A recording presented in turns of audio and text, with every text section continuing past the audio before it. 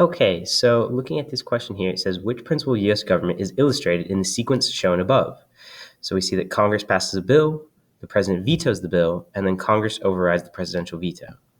So what we should notice here is that it's talking about different branches, right? We talk about Congress meaning the legislative branch here, the president would be the executive branch, and then Congress again here.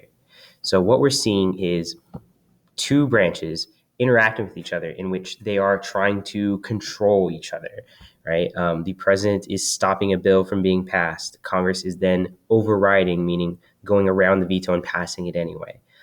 These are examples of B, checks and balances, right? Ways that the branches try to control and limit one another. All right, question number 2. Which constitutional principle is Jefferson referring to in this excerpt?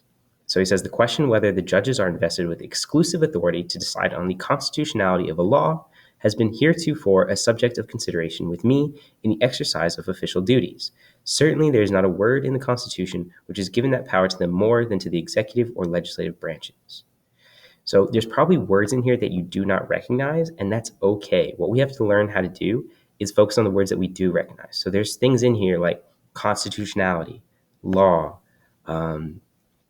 judges, right, up here, talking about the executive and legislative and how this is a power that does not belong to them, right?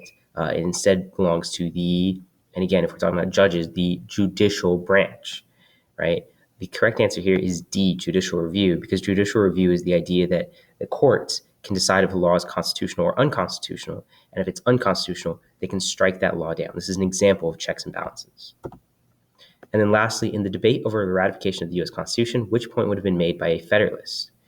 The correct answer here is C. The existing national government lacks the power to perform essential functions, meaning that the existing national government, which would be the Articles of Confederation, doesn't have enough power, and so we ought to replace it with the Constitution. We ought to ratify the Constitution. So that's why that is the correct answer there.